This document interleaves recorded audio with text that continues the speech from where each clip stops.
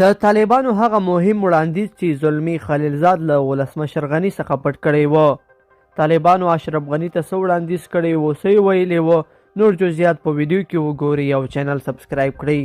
السلام علیکم، ستړي مشئ. د سولې د خبرو لپاره زلمي خلیلزاد د امریکا له طرف څخه مسؤل ټاکل شوی او د طالبانو سره د سولې خبرې لومړی هغه پیل کړې، خو په دې خبرو کې د اشرف غني څخه داسې خبره پټه کړه چې هر څه یې خراب کړل. طالبانو زلمي خلیلزاد ته په دې وروستیو کې ویلي و چې دوی په دې باندې ښه پوهېږي چې د افغانستان د پوځ شمېر 3.5 لکه نه دی، بلکې ټول پوځ تر دې ډېر زیات کوچنی دی او یاد شوي ارقام دروغ دي. له همدې کبله هېڅ اړتیا نشته چې حکومت نور له دې زیات مقاومت وکړي. موږ تیار یو چې د 3 میاشتو لپاره اوربند وکړو او په دې موده کې د افغانستان د حکومت سره د سولې خبرې هم چټکې کړو تر څو یوې مطلوبې پایلې ته ورسېږو.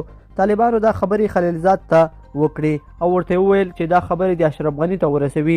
خو زلمي خلیلزاد په هغه وخت کې چې د افغانستان پوځ او حکومت په سخت حالت کې و، د طالبانو دا مهم پیغام اشرف غني ته ونه رساوه، بلکې وروسته له 3 میاشتو چې نور حکومت او طالبانو په یو او بل باندې باور په کامل ډول له لاسه ورکړی و، خلیلزاد اشرف غني ته وویل چې یو وخت کې ورته طالبانو دا ډول وړاندیز کړی و.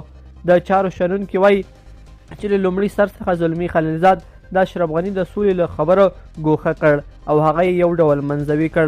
هغه به خپله پریکړې کولې، وعدې به یې کولې، خبر به ده وکړه او وروسته به یې د غني څخه وغوښتل چې صرف د ده خبرې عملي کړي.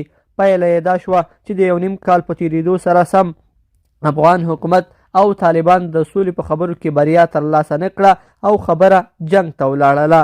لیدونکو په دې هیله چې دا مطلب به مو تر پایه لیدلی وي. که مو ویډیو خوښه شوې ویډیو لایک کړئ، د سره او چینل سبسکرایب کړئ. تر بیا ښه وخت.